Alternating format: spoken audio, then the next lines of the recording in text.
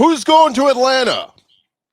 God, the scenarios are ridiculous. We're going to discuss that and react to our SEC Week 12 games, the Locked On Squad Show edition. You're talking ball with the SEC Squad.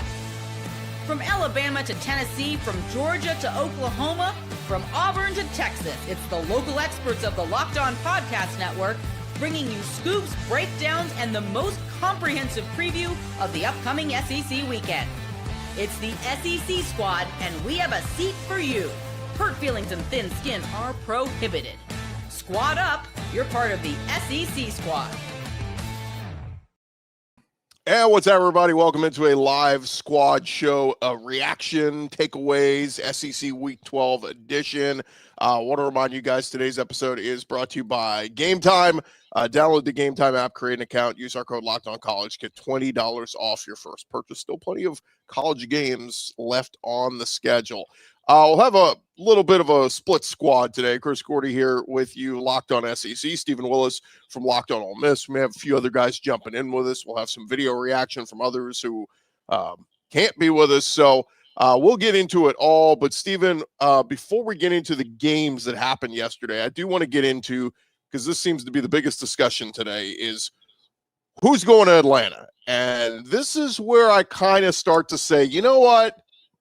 Bring back the East and the West. It wasn't so bad. Making it an open free-for-all, I can't figure it out. And then you start to, if you're one of these teams, Stephen, that's on the cusp of going, you ask yourself, do I even want to go play for an SEC title? But let's take a look at the standings. Currently, it is Texas A&M at 7-0.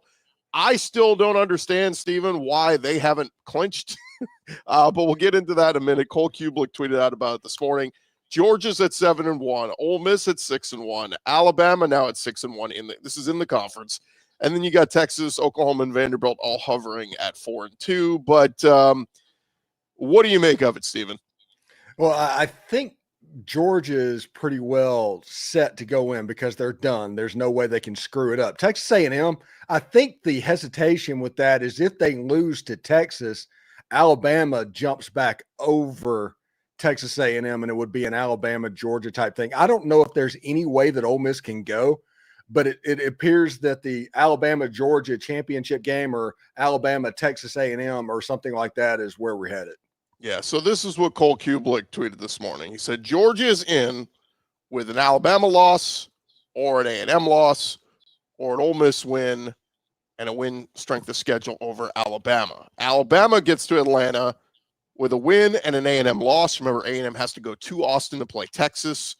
Alabama also in with a win and an Ole Miss loss, and Alabama in with a win and a win strength of schedule over Georgia. Lastly, A&M, they are in with a win. If they beat Texas, they're in no matter what.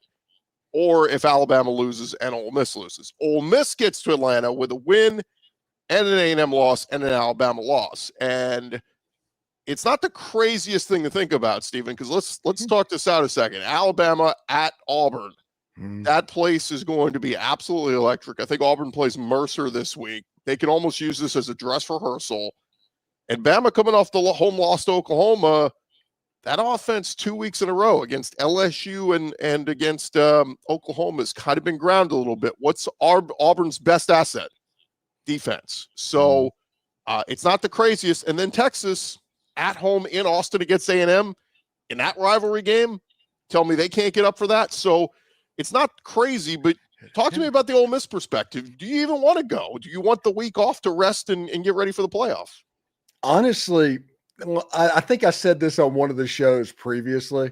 I would kind of like to go just because that joke would stop about Ole Miss in Atlanta. All of that would go away. So I would appreciate that disappearing.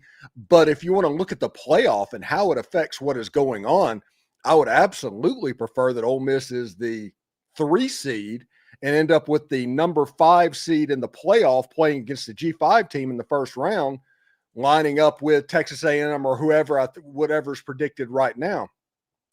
That would be the ideal, but just personally, I would like to see some of the jokes go away about Ole Miss and Atlanta. That would be a nice feeling as well. Well, and I said it before. I mean, look, the Alabama Georgia thing is great, but you know, I'm also kind of like, look, I'm always like underdog and new blood, it would be cool for A&M and Ole Miss to get there. But again, I don't know how that works at this point. I think Georgia's in a pretty good spot to get in regardless. But yeah, it's an interesting world we live in now with the 12-team playoff, where you say, yes, if you get to the SEC championship game and you win, you obviously get the first round bye, and that's awesome. But it's also another tough game against a presumably top 10, top 15 team. And here's the other thing, Stephen, we can react to. If Alabama goes and loses, that's a third loss. Are they in the playoff no matter what? Because there's some sexy 10-2 teams out there that might be more appealing than them. That gets very interesting. One thing's interesting about this, because Alabama, as you know, was the beneficiary when Florida State's quarterback got injured in the 14 playoff at the very end. There could be a little karma thing type happening to where that becomes an excuse to put another team into the playoff, even though they claimed that the loser of the conference championship game would not be penalized. But with the schedule being as unbalanced as it is, with Texas A&M playing basically the entirety of the bottom half of the SEC thus far this season, it will be interesting to see exactly how the committee looks at Alabama should that scenario happen. It's already going to be weird. I know that was the beginning of the season, but there is basically a bomb on Alabama's resume, and that Auburn game, there's some serious pucker factor right now, I would imagine, in Tuscaloosa right now. Yeah, we're going to find out. We'll find out what happens here down the stretch. But let's get into reacting a little bit to what. Oh, and by the way, real quick point to make, because I saw somebody said, even if Bama loses in the SEC title game, you can't keep them out of the playoff. They did it to Georgia a couple of years ago, right? Yep. Georgia, took that loss, and it was like, nope, you're out. And, it was their first loss of the season, right? So anyway, it is what it is. But let's react to the games yesterday, Stephen. I want to start with Texas A&M with the historic comeback win against South Carolina. Unbelievable, down 30-3 at halftime, a 27-point deficit. Their largest comeback win since that 2013 Chick-fil-A Bowl where Johnny Manziel came back against Duke. But Marcel Reed, I had a friend text me. He's like, at halftime, he goes, Marcel Reed is playing like trash. And then in the second half, he came out and played like Heisman contender Marcel Reed. And so what'd you make of it, man? I thought it as much as we want to celebrate A&M's resilience and digging deep and find a way to come back, we have to talk about South Carolina absolutely messing themselves, and just like they are as much to blame as A&M is to celebrate in this one. Yeah, and before we go any further on this, what is it with head coaches being afraid of points, afraid of a field goal? Like, they play the analytics game and they do that. South Carolina, after Texas A&M scores their first touchdown of the game to cut it to 30-10, they drive it all the way down to the Texas A&M 31-yard line. Would it be a long field goal? Yes, it would be north of 40 yards. But there is nothing in football that changes the momentum like a fourth down stop. And once South Carolina got stopped on that fourth down, you just heard that place start to pop. And almost at that point, when it was 30-10, you could tell that South Carolina was going to lose that football game, because that is absolutely ridiculous that would happen. All you needed at that point was just hold serve, get a point here and there, right. Make it to where you had to do just anything, and you were going to be in good shape. And I cannot believe South Carolina peed down their leg at the end of that game, because they had that game won and just gave it away. Well, even midway through the third quarter, I'm like, just run the football and eat some clock. But it was like incomplete pass, and I'm going, oh my God. It was like 11 minutes to go, and I'm like, there's so much time left in this game that, yes, it's a massive deficit, but the only way A&M digs themselves out of this hole is if you keep giving them the ball back.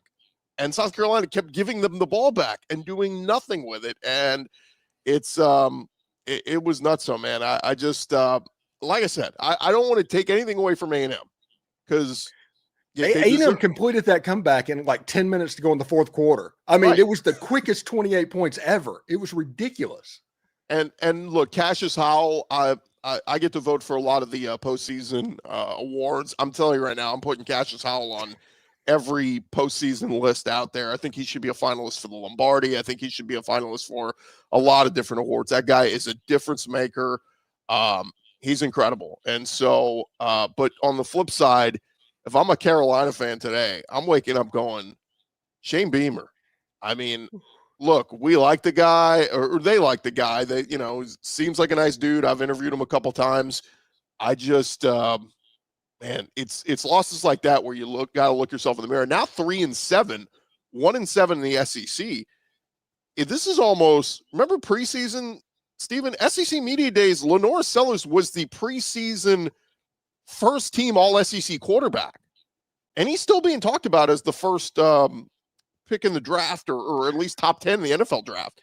So that tells you right there, for this team to be 1-7 in the SEC, 3-7 overall, it's coaching, right? I mean, it's hands down coaching. It's not talent. You've got talent. Look at the three quarterbacks that were named at SEC Media Days preseason. It was first team Lenora Sellers. Second team was DJ Lagway, who actually had a decent game against Ole Miss on Saturday. It was one of DJ Lagway's better games. And third was Arch Manning. It's just funny to think about all of the hype in the offseason and how it got built up and how it ended up actually playing out, to where Ty Simpson, Diego Pavia, who even thought that Trinidad Chambliss was a thing at that point. I mean, it's crazy to think about, but we're going to do it all again too. Now we're going to create all the hype and talk about all the storylines for 9 months after football season. Again, we're going to do this again, but it's kind of funny to look back and go, man, there's so many people that were just so wrong, just gassing up these quarterbacks. Let's talk A&M, because the news came out earlier in the day that Mike Elko was going to be getting a big fat extension. Now, look, I've changed my tune on all this stuff. I am in the moment of pump the brakes. A guy is under contract, and he is living up to his contract. He is earning the contract you gave him. But instead, these ADs go, the agents call the ADs and go, you might lose your guy. Hey, Penn State's calling. Hey, he might leave. And suddenly these ADs go, oh my God, we cannot lose Mike Elko. Oh my God, we need to get everybody on the phone. We got to start raising money right now. We need to give him a big extension and make him one of the top 5 highest paid coaches in college football. And my attitude was like, slow down, take a minute to breathe.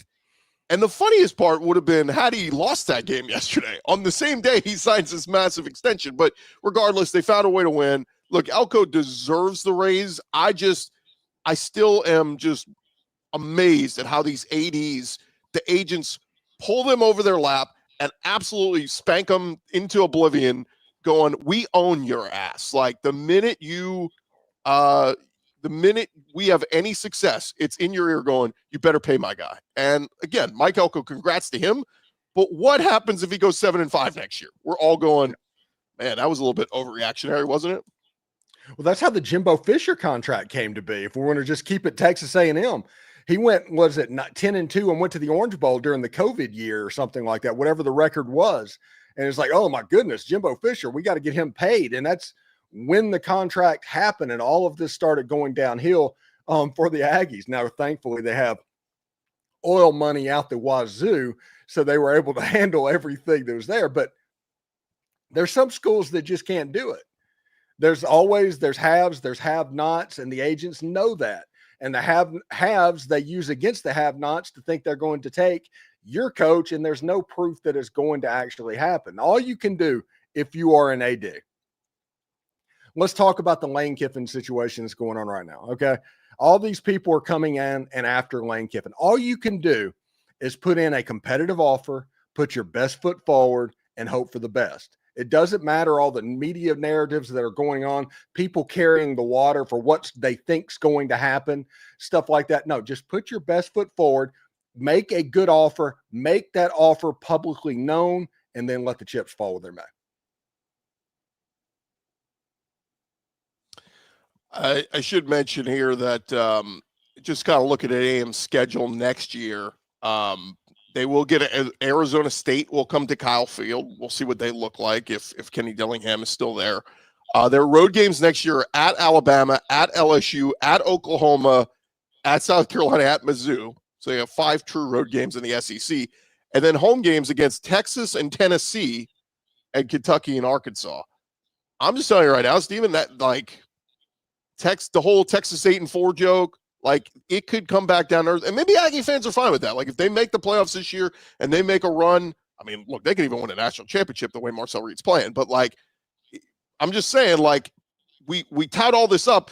Don't expect Elko to go 10-0 again next year. Like it's going to, the means are going to come back down because look at the schedule next year. And that's everybody saying about their schedule this year was on paper, it looked tough coming in. And then as the season played out, South Carolina wasn't as tough. LSU wasn't as tough. And all their wins have come from the bottom half of the SEC. And again, it's not a criticism. It's an observation. I'm not trying to demean the Aggies. We're just saying, yeah, you avoided a lot of those the top tier teams in the SEC this year, and that's fine.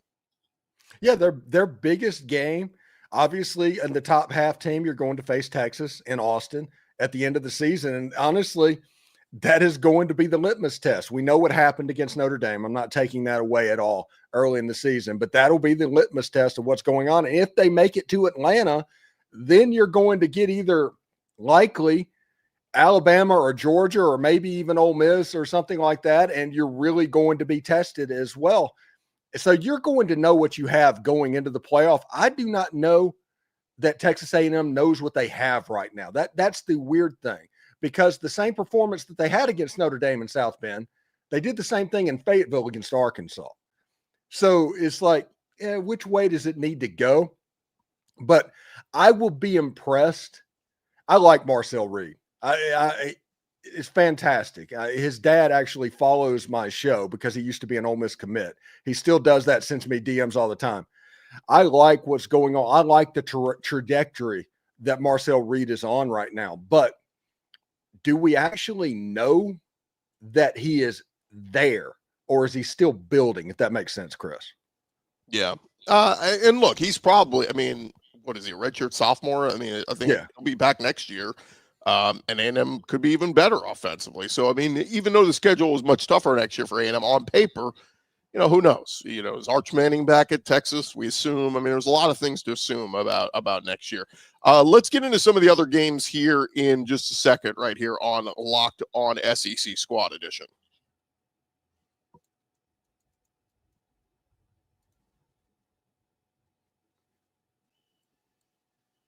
All right, my screen froze there for a second. Let me just jump back into it. The NBA is back. No better place to get in on the action than with FanDuel, the official sports betting partner of the NBA.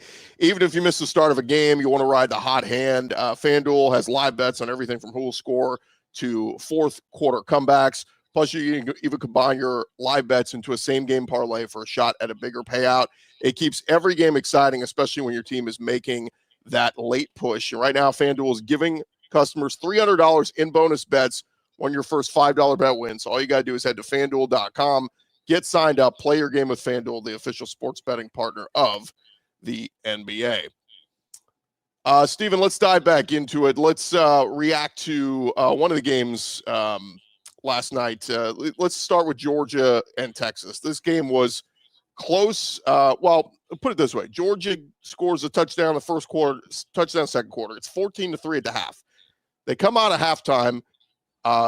Gunnar Stockton, a few drives in, Gunnar Stockton throws an interception. Texas capitalizes. All of a sudden, we got a game. It's a 14-10 game. And then Georgia does something pretty incredible. They go on a touchdown drive to extend their lead. And then they decide to kick an onside kick to steal another possession. So, and then this thing, the route was on from there. What did you make of this one? I just thought, again, I thought Texas would lose a close one. I didn't foresee them, Georgia running away with this one. What'd you make of it? When it was 14-10, I was like, oh, this is going to be a game. It was going to be maybe a repeat of the Ole Miss game a little bit earlier on, because Georgia doesn't lose in Athens very often. Then it was 21-10, and then it was 28-10, and that onside kick. And what you saw, I think Kirby really likes this team.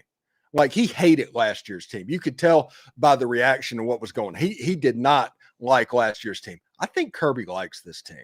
And he is willing to take chances like kick that onside kick because the defense isn't as good as it's been. The offense hasn't been as good as it's been in the past as well. But overall, they're just a good football team. And getting that possession, I think Kirby knew that if he could get it to 3 scores, it was over. So when it was 21-10, he thought, hey, I can get the ball back. If it's 28-10, this game is over because Texas is not going to be able to score that many points. And Georgia, honestly, if we're going to be real about it, after yesterday, Georgia, even though they have one more loss than Texas A&M, probably should jump them if we're going to be honest about it. Yeah, it's and here's the tough one because I was saying coming into this one because there's some Texas fans talking about it. Michael Taft said after the game, they said, is this still a playoff team? He said, yes, hands down. We're still a playoff team. They're 7-3, 4-2 in the SEC. If they beat A&M the last week of the season, rivalry game, it's in Austin, it would be A&M's only loss on the season. So I think, and that's a top 3, we'll see where A&M's ranked at that time, but top 3 win on their resume going in, finishing the regular season. I think the topic of debate gets into that week 1 loss to Ohio State. You almost have to give them a pass on because it was you scheduled preseason number 1, number 2 team on the road. You lost by 1 score. And if, like, the argument is if that's the game that keeps them out, Steven, then why schedule that game anymore? Texas could have scheduled Texas State week 1, beat them 50-3, and, they'd have 2 losses right now. So I think we have to be careful about dinging them for that one. But the one to me, the 2 components here, Steven, are they lost to Florida. That's an inexcusable loss because the Gators are so bad this year. And then yesterday's game was not close to Georgia. Like, Georgia ran away with it. Had that been a field goal loss, you got, there's some losses we can talk out and make excuses for. But I just think at this point, they would need a lot of help from other teams falling around them for Texas to get into the playoffs still. Yeah, I honestly, you want to compare Texas to 2024 Ole Miss, there you can probably do that pretty easily. That Florida game was the Kentucky game. That is the bomb that is going to be on the resume. And even with the loss against Georgia and even with the loss against Ohio State, you can excuse those. It's the one that's Florida team that's likely going to go 3-9 this year.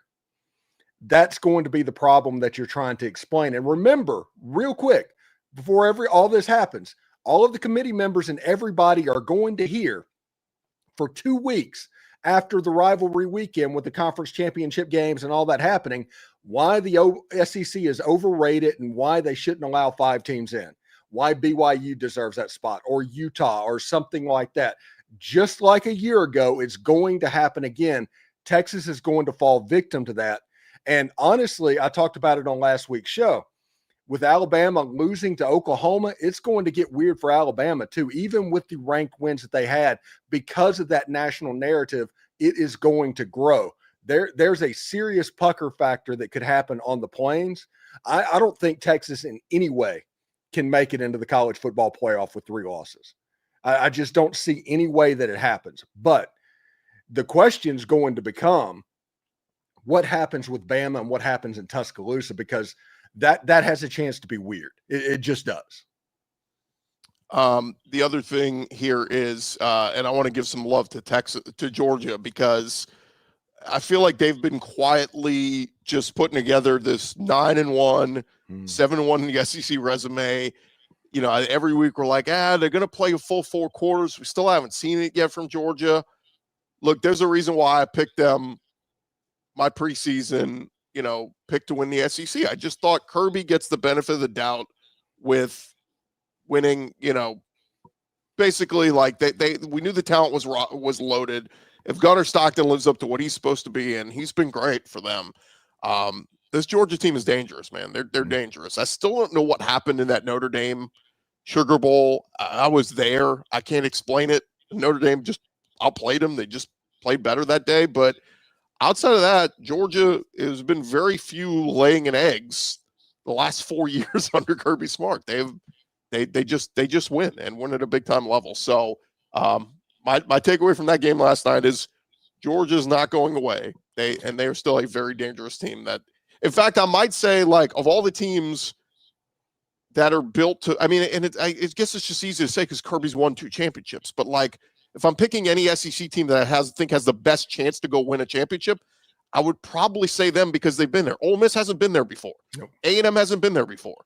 So like Georgia has, and some of these players have. So if I'm picking a team that I would say has the best chance to go and win a title, a national championship, I would roll with the Georgia Bulldogs, but I don't think that's a hot take. And in this age of the 12-team playoff where every team in college football is flawed, everything is going to be matchup dependent.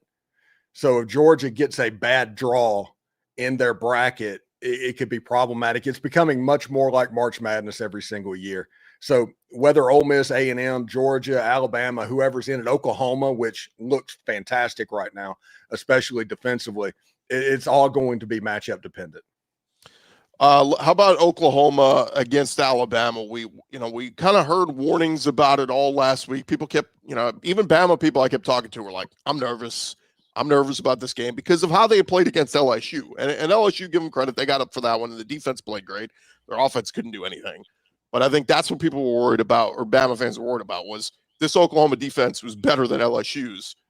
They're coming in here. If they stymie our offense, what if their offense does enough? And the crazy thing is, you look at the stat line, Bama had like double the yardage and everything to get. The offense was there for Bama. It was not there for Oklahoma. But the most important stat, turnovers. Bama turned the ball over 3 times, and that was the difference maker. Oklahoma capitalized, and they win at 23-21. But pretty shocked. The black hoodie myth goes to rest now. Kalen DeBoer loses for the first time in the black hoodie and loses at home for the first time since he took over as Alabama head coach. Yeah, and it's interesting. This Oklahoma team was without their best pass rusher too. That's something that needs to be remembered. Mason Thomas.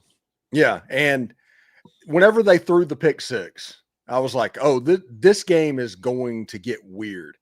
Somebody in the comments is talking about Taylor Wine, and he made an impressive play to block that field goal, which turned out to be a game-winning type play, because I don't know if that kick was going through, but that block changed the trajectory, and that allowed momentum going into halftime for Brent Venables. They got a field goal to start the second half, and then it was just like, hey, let's let this defense run. Ole Miss, for all of their stuff going on, whenever they played Oklahoma, they intentionally slowed it down so that the ball was snapped and adjustments was after 15 seconds because the helmet communication got cut off, because Brent Venables is so good at diagnosing what you do. I think Alabama might have been a little bit too cocky about that, and I think Brent was able to find some stuff out, because down the field passing was kind of non-existent after about the second quarter in that game. What do you think about Oklahoma now? Their last 2 games are home against Mizzou and LSU, 2 semi-dangerous teams. I mean, Mizzou's been in the top 25 almost all season. Now, Matt Zoller's, they end up pulling away in the second half. He didn't have the best of games, but Ahmad Hardy, I mean, my God, he was already the leading rusher in the SEC, and 300 rushing yards last night in the win over Mississippi State. Feel bad for Mississippi State, by the way. They need one more win to get to bowl eligibility, and it's going to be tough for them to get it. They're going to have to beat Ole Miss in the Egg Bowl to do it. But for Mizzou, they're 7-3. If Ahmad Hardy can run, maybe not like that, but run effective enough at Oklahoma, they could give them trouble, and then we'll see what LSU looks like with Van Buren and that team. But I just say that to say, is this if you look at Oklahoma, if they win these last 2, I mean, that's a playoff team, right? 10-2. Oh yeah, absolutely. If they win out, they are absolutely in. I figure on Tuesday they're going to come in somewhere around 7th or 8th in the playoff ranking, something like that when it happens. And it's interesting because Missouri, you have to figure that Brent Venables is going to eat alive a true freshman quarterback. I don't care that he's played a little bit; he'll eat him alive. That means that can Oklahoma stop the run enough to keep Missouri off schedule and force 3rd and longs? If that happens, Missouri's defense is good and that pass rush is really good, but you saw that Oklahoma's offense, that's the benefit of John Mateer and what's going on. They had 213 yards against Alabama, but they were effective enough and could score enough to give that defense a little bit of work over the course of the game. I think that at 10-2, Oklahoma's in the dance. So this is what's going to get very interesting, because Vanderbilt finishes with Kentucky and Tennessee. If they win these last two, I think Vanderbilt has a great chance to get in. If Oklahoma wins their last two, they have a chance to get in. If Alabama wins their last two, they're in. I think if they win the Iron Bowl. So it's this thing gets really sketchy on what's the rest of the other conferences doing, right? Because you very well could, Steven, have a 10-2 SEC team left out if some of these other conferences steal more bids. Yeah, it's one of those things. I feel bad for Vanderbilt because this is what I think is going to happen. Let's say that all of that happens and there's one SEC team that's going to get left out. At 10-2, it's going to be Vanderbilt, and that's because of the name on the front of their jersey, not because of how good they are. It's just what it is. We've made way too many Vanderbilt jokes over the course of the SEC tenure to where that is just not in the psyche, and that's a good football team. I will caution everybody. There's still 2 weeks to go. People are still going to take losses. Like right now, it might look a certain way, but there's still teams that are going to lose games. And this is going to likely work itself all out. But I think any team that is likely to miss the college football playoff from the SEC at 10-2, it's likely Vanderbilt, if we're going to be honest, because I think their best win will be the win over Tennessee and Neyland. Yeah, that's where you really get into this, how much is the committee going to take into account strength of schedule, strength of record, all that stuff. Because again, the thing that has mattered most in their eyes is wins over losses. Oh, you hit 10 wins or 11 wins, you're in, as opposed to looking at who'd you beat, or they always jump to who'd you lose to. And I always say, who'd you beat? Give me your best resume wins. Give me your 3 best wins. Let's compare that to the other teams that are in the conversation. I think that has to be part of this. All right. Coming up next, we'll hit on a couple of the other games we did not hit on, including the 10-1 Ole Miss Rebels right here on Locked On SEC Squad Edition. And today's episode brought to you by our friends over at the Game Time app. And look, there's still a couple weeks left in the college game. If you want to get yourself into a seat at one of these games, no better place to use than the Game Time app. Getting tickets obviously can feel more like a battle than the game itself. Endless queues, hidden fees, prices jumping up at checkout. That's why you got to use Game Time, the app that gives the advantage back to the fans. It's the easiest way to score last-minute tickets at the best prices. No surprise fees. What you see is what you pay. And I've mentioned this before. I've used Game Time a couple times throughout this year. I actually just used them recently for an NBA game. Use them for college games. Look, you can secure your tickets right now to an upcoming game that you want, lock it in. Or you can take the gambling route. You can wait till the day of the game and keep waiting hour by hour and keep checking that Game Time app. And sometimes those prices jump down the closer you get to kickoff. It is faster, cheaper, and less stressful than any other way you're going to buy tickets. Take the guesswork out of buying college football tickets with Game Time. You download the Game Time app, create an account, use our code LOCKEDONCollege, get $20 off your first purchase. Terms apply. Again, that's promo code LOCKEDONCollege, $20 off. Swipe, tap, ticket, go. Download Game Time today. All right, Steven, let's get into your game. The Ole Miss Rebels beat Florida 34-24, but final score not indicative of how this game played out. Florida hanging around. And I thought, played, especially the first half. I thought DJ Lagway hit on a couple of those big chunk plays and touchdowns, and he did not look afraid. They did not look like the team that got obliterated by Kentucky last week, but Ole Miss defense doing a fair job of shutting them down. And honestly, if Lane would stop going for it on these 4th downs, they probably could have put the game away sooner. But what'd you make of it?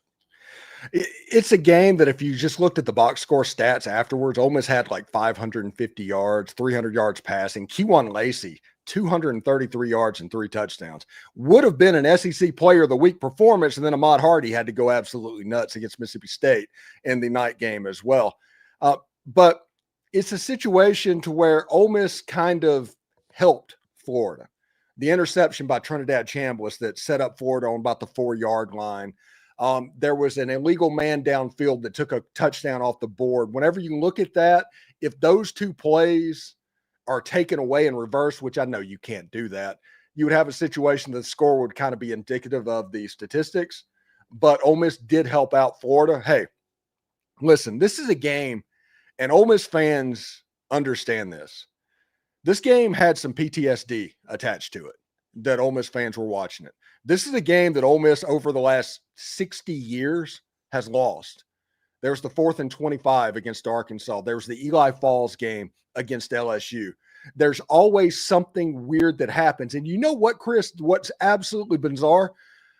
Florida almost had a prayer at Jordan-Hare moment at the end of that game, a deflected interception that almost went directly to a wide receiver that was behind the last person, that Florida was going to take it into the end zone potentially. It is absolutely weird at how this stuff happens. There is scar tissue that Ole Miss had to get over. And that's the reason on my show, I was like, hey, all of you blue bloods, Alabama, LSU, everybody that's doing this, y'all might decide to laugh at what's going on. But this is the biggest game in program history, and it has nothing to do with who Ole Miss was playing. It had to do with the demons that Ole Miss was playing against. You're talking about the situation. They're in the situation. You win this, you're basically a lock for a playoff. Yes, it had nothing to do with the matchup. And Ole Miss being able to do that, Kejuan Lacey carrying this Ole Miss team to 10-1 and setting up a game against the Mississippi State Bulldogs for the battle for the Golden Egg. This is kind of rarefied air. Now the Mississippi State game becomes the biggest game in program history because this is all about the playoffs and getting there. And if Ole Miss hosts a playoff game, I don't care if it's Tulane coming in. I don't care if it's Georgia Tech. If there's a game in Oxford, Mississippi on December 19th or 20th, it is the biggest game in the state of Mississippi college football history. Go ahead. Yeah. I'm just saying, we recognize that what's important for us, it might not be important for everybody else, but it's going to be a pretty big game. I'm glad that Ole Miss was able to exercise those demons a little bit. Give me the vibe and give me a percentage chance. 11-16. This is November 16th. Give me your percentage chance on a scale of 0 to 100. Percentage chance you believe Lane Kiffin is coaching in Oxford in 2026. It's 50-50 at this point. I honestly believe that. He's not. The reason it's 50-50 is let's be real about this. Let's be logical for what's going on. Let's say that Ole Miss makes the playoffs. Lane Kiffin's not going to take another job. He's not going to sign a piece of paper. He's not even going to let it be known that he's going to another job until the clock hits 0 for the final time in Ole Miss's season, which meant that Ole Miss, if they win their first playoff game, then they play on January 1st. If they win that game, let's say it's a Sugar Bowl against Texas A&M, you go on to January 9th. And at that point, whoever is after Lane, you've kind of waited out the time frame. I think that draw specific in this playoff run, should Ole Miss make it, is going to be absolutely huge. But nobody knows what's going on. He's so good at keeping his cards close to his chest and just kind of letting all the disinformation flow around, that anybody that is guaranteed in one way or anybody that's guaranteed in the other is probably likely wrong, honestly, at this point. Yeah, here's the tough part. You get to the week of December 1st. It's National Signing Day. It's the week of the SEC Championship. Let's assume Ole Miss isn't going to Atlanta. Let's say LSU and Florida reps are pushing Lane, going, we need a decision now. Is that, do they make it known he's going, he's interested or he's going to one of these schools? And then let's just say, for argument's sake, it leaks out there. Pete Thamel puts out there, I'm hearing rumblings that Lane Kiffin and LSU are in advanced talks, kind of like he did yesterday with James Franklin and Virginia Tech are in advanced talks. If you're Ole Miss at that point, do you allow him to? He doesn't coach. So you're pulling the plug right there. Right at the moment that comes out that he is going to go to another team inside the conference and coach a game, he doesn't coach another game for that team. Just saying advanced talks, though, not even saying it's announced he's leaving.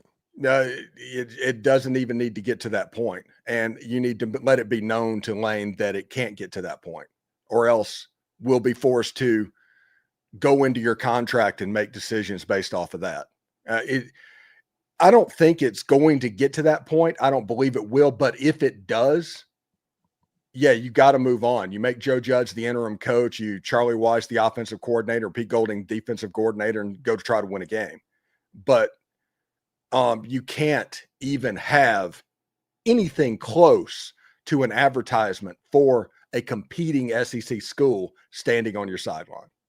I keep seeing people keep talking about, state law in Mississippi limits contracts to 4 years. I get all that, but can't they if they wanted to today, Lane could go to the Ole Miss administration and say, guys, I'm done flirting with these other schools. Let's lock it in. Let's announce today. At the end of this season, I will sign a long-term deal, or you guys will make me the highest paid coach of college. Like, they could make that announcement if they wanted to, because we're seeing it made across all the Matt Rule at Nebraska, what's his face at Rhett Lashley at SMU. Like, all these are starting to happen. So there's no reason why they can't come out and say at the end of the season, we will make Lane the highest paid coach of college football, and he's locked in until, he will die in Oxford. Like, he's here for life. So I just wanted to point that out, because I've seen a lot of Ole Miss fans jumping, there's state restrictions and all that. Nothing is restricting him from saying, I'm here for the foreseeable future forever. And he's on a 6-year contract right now. His contract is through the foundation. There's no limit on how long a foundation contract can be. So he's on a 6-year contract right now. Now, going through the state specifically is a limit of 4 years, but his through the foundation is a 6-year contract currently. Yeah. Look, if I'm a betting man right now, I would still put money that he stays. But I get there's a lot of smoke with Florida. There's a lot of smoke still with LSU. Look, those folks at LSU have been embarrassed the last couple weeks. They would love nothing more than to hit a home run hire.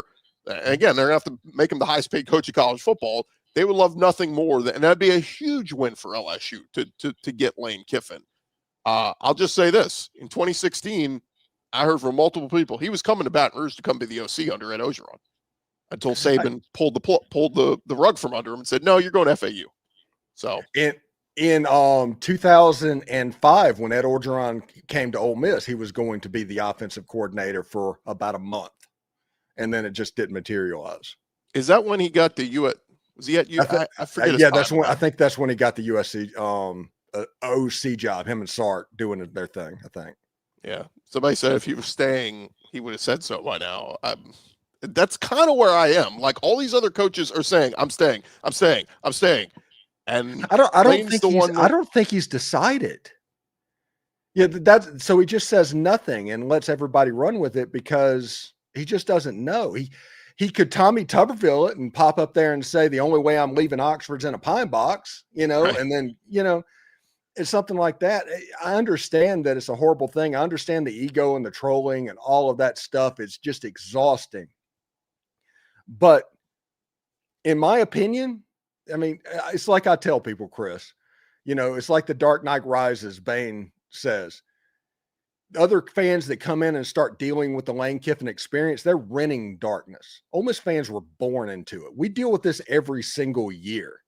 So until the script changes, we kind of know where to perk our ears up a little bit. So we'll see how it looks. Like I said, I don't think he knows. Anybody that is for sure saying one way or another is wrong. And anybody that's announcing a date on anything after the last time the clock hit 0 when Lane Kiffin's team is playing, they're also probably wrong. I'll say too, I don't know. I forgot what I was going to say there, but I want to live in a weird world where both Kiffin and Sark go to the NFL and just totally blow this whole thing up in the SEC. I think it could be really, really funny. Let's touch on a couple other games we didn't touch on yet. LSU survives Arkansas. I think that's the best way to put it. That was just an ugly game all around. We'd heard Garrett Nussmeier was going to be out, and Michael Van Buren ends up being the guy. It was sloppy early. He settled in as the game went along. Taylon Green played very well. But Bobby Petrino, man, I can't say it. Like, you thought Hugh Freeze was close. Bobby Petrino has been close every week with Arkansas, and they cannot get that win. It keeps eluding them. But I don't know how much you saw that one, Stephen. But, hey, look, LSU gets their 6th win. I was happy for Frank Wilson getting a coach as an interim coach at LSU, but just an ugly game. Don't rewatch that game if they replay it overnight. Yeah, and I'm gonna tell Ole Miss fans that are watching this, or anybody that has playoff interest that has played LSU, you want LSU to win games. You want them to be as good as they can possibly be. You don't want them to drop the game against Western Kentucky and be on Liberty Bowl watch. You want them to win games and move up the chart so you can build up your resume. Listen, Garrett Nussmeier hasn't been right all season. I was curious. I didn't see much about this game other than the score and the box score, but I was curious about Michael Van Buren and how the LSU offense would look. And obviously plays got made enough to win the game. Good for Frank Wilson, good for the LSU team and all of that. Maybe next week you kind of get right game against Western Kentucky and go with Michael Van Buren and just set it up for the future. I don't know if that's possible. I don't know what the plan is down there, especially with them getting a new football coach, but I mean, you at least have to give that a shot, right? Yeah, and that's what's funny about how LSU sees it. Like, nobody thought Brian Kelly was going to be fired this year, but a chance to, like, as I saw somebody say, hey, we could play spoiler against Oklahoma last week of the season. It's like, God, you went from national championship hopes this season to, hey, hope we could spoil Oklahoma's season. Like, at that point, it's just like, man, that's a far cry from where the expectations were. But LSU beats Arkansas 23-22. A&M with the historic comeback win over South Carolina 31-30. Oklahoma beats Alabama 23-21. We touched on Georgia 35-10 over Texas. Ole Miss 34-24 over Florida. I had this. Look, I got the multi-TV set up. I had Tennessee on. They beat the hell out of New Mexico State 42-9. Talked to a buddy of mine's Tennessee fan. He said the only thing was they still had some starters in late when they were getting blown out. One of their D linemen got hurt, and it was like the only thing I saw on that was like, Hypa, what are you doing there? So anyway, they're 7-3. Playoff hopes out the window, but still top 25. And look, they can, talk about playing spoiler. They can knock Vanderbilt out of the playoffs still. So, which I need that game like air. I want to see a 9-2 Vanderbilt play in Neyland Stadium for the playoffs against Tennessee. I need to see that environment. My wife went to Kentucky, so we had this game on. It was on ESPN Plus, but I was intrigued from a simple standpoint of Tennessee Tech was 10-0. I was like, holy crap, this was supposed to be a cupcake game. Kudos to Kentucky, man. They, from the get-go, just said, to hell with y'all. We're the best team on your schedule, and we're going to show it. And Kentucky is now 5-5. All they got to do is either beat Vanderbilt or beat Louisville. Maybe they don't beat Vandy, but maybe they beat Louisville, and they're going bowling. And that's crazy because Mark Stoops, about a month ago, Stephen, we all had him on fired watch, and he seems to have kind of saved his job there. So kudos to him. Yeah, Cutter Boley, man. He's just been the playmaker. We talked about it like a couple weeks ago. It's like, hey, Kentucky for the first time in like 3 or 4 years actually has something they can point to. And that is a quarterback that can actually make plays. And this offense is starting to grow and everything. They're getting better and better and better. They're at the point, that game against Louisville, the last game of the season, they're going to be a problem in that game because you can see their efficiency kind of picking up. I mean, I think there was a story a couple weeks ago of the offensive coordinator talking with the Kansas City Chiefs about how to use Kendrick Law as speedy player and how to get him the ball because they're so good at Kansas City at getting their speedy wide receivers the ball in space. And all of a sudden this offense kind of opened up a little bit. We made jokes whenever they almost beat Texas, and honestly, they should have beat Texas in that game. But we made jokes that whenever you get schooled in offensive football by Kentucky, you might have a problem. But that turns out that might not be the case. The funniest part about this is had they held on to beat Texas, I was at that game, and I mean, they were right there. They got to the 1 yard line overtime. They couldn't punch it in. Had they won that game, Kentucky would be 6-4 right now, and they'd have a chance to beat Vandy and Louisville and maybe go 8-4. Like, that's insane how close they are. But I get it. In Bobby Petrino and Hugh Freeze world, close but no cigar, you're not there. You can say close, you're not there. But anyway, I did want to give a hat tip to Mark Stoops. That team is playing hard, and if you're Vandy or Tennessee, you're going, gosh, we're going to play this Kentucky team now? It's not very fun.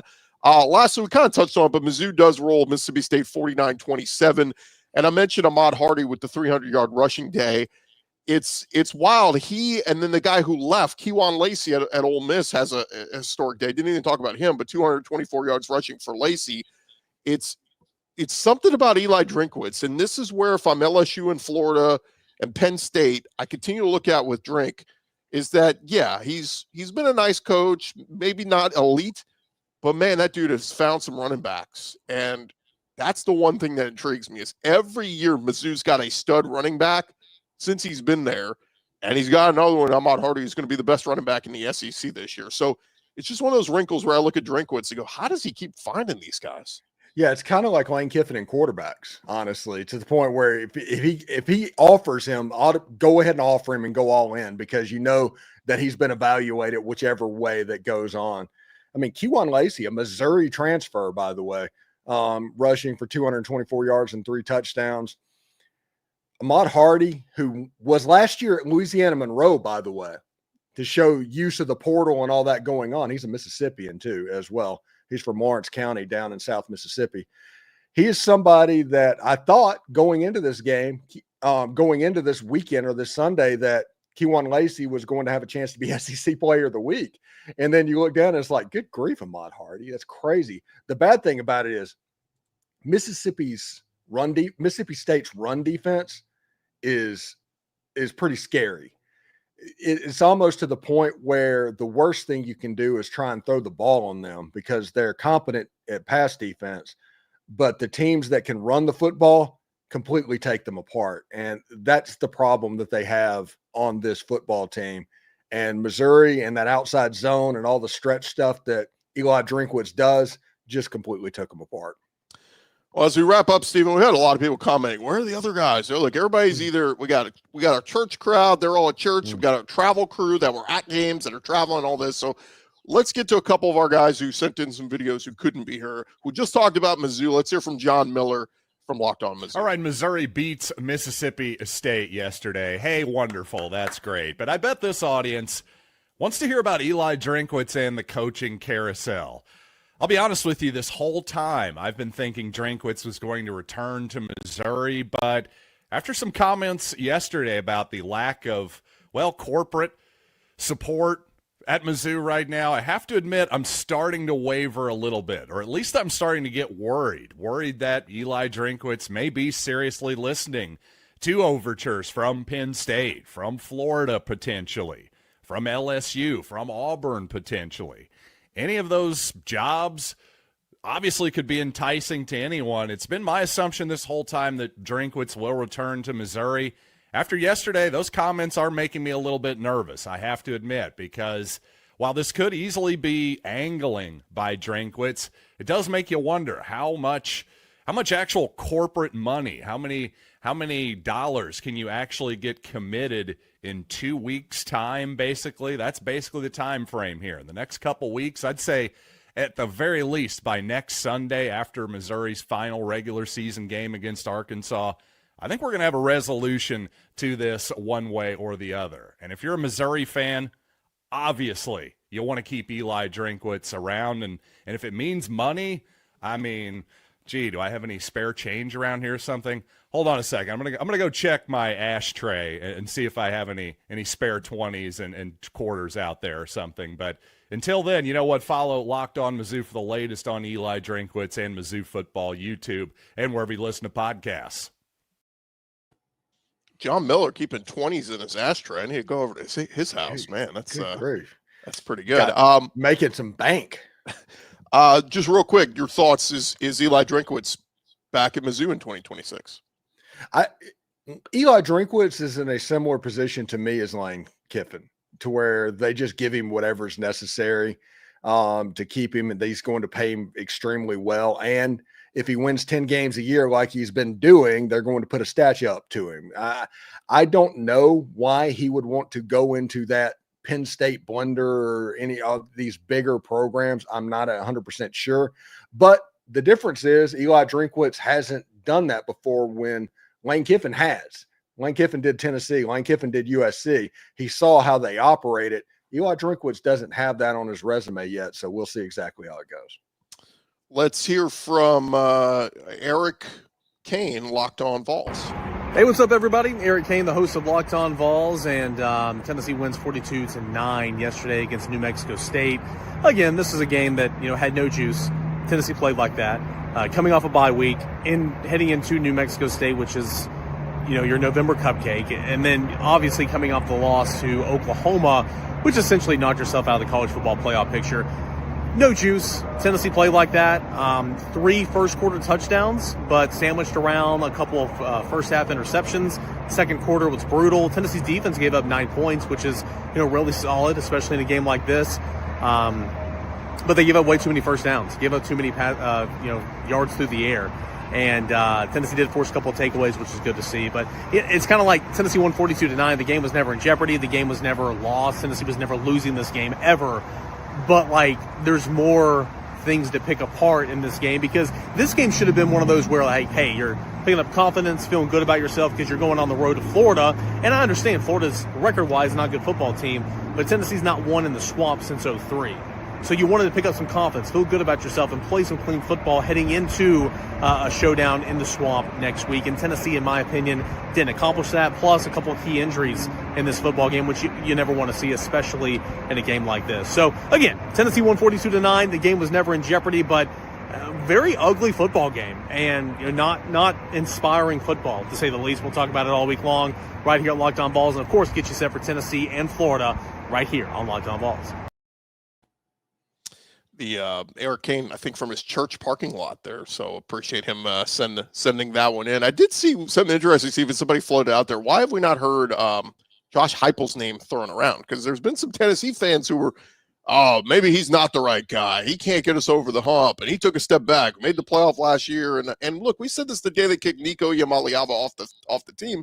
Kudos to Joey Aguilar. He's been awesome, but I thought Tennessee to make the playoffs was going to be a long shot anyway. So I just think it's kind of funny that there's some Vol fans that are unhappy with him. But I am curious why, if you're Heupel's representation, why not float your name out there for some of these other jobs? Well, I think Tennessee's a really good gig too. I mean, if you look at the Venn diagram of better jobs than Tennessee, there's not many of them. 100,000 seat stadium, all the money in the world.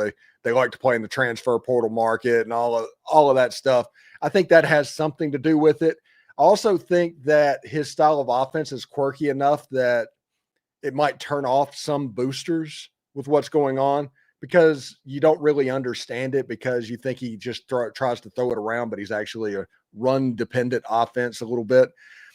I don't know why he's not around. Now, I wouldn't take anybody serious online that is saying, hey, we need to get rid of Heupel. He can't get it done, because that doesn't make any sense at all.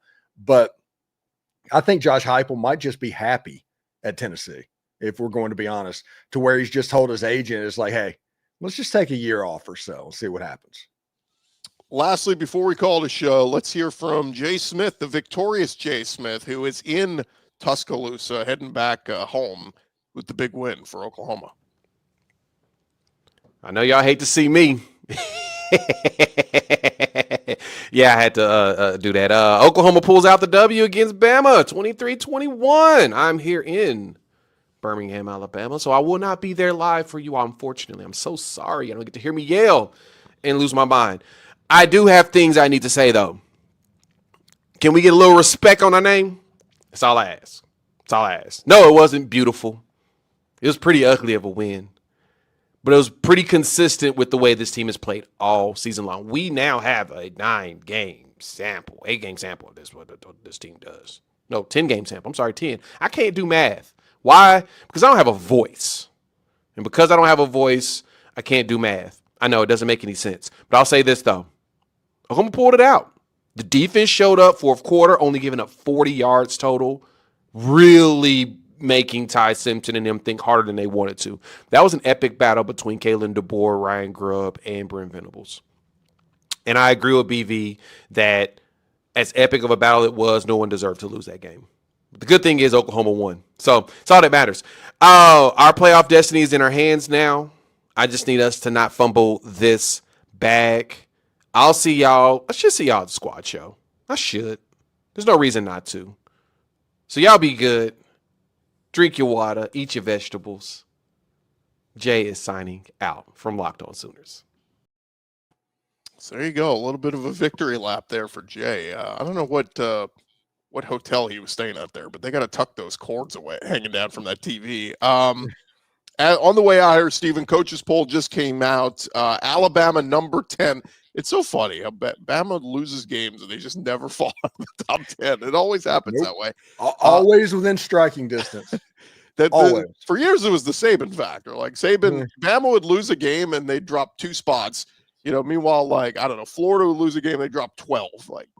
It's just so weird. But anyway, Oklahoma 8, Ole Miss 6, Georgia 4, A&M 3. So still no change up top. Ohio State 1, Indiana 2, A&M 3. So at least A&M didn't get super dinged, I guess, for close win against South Carolina. But there you go.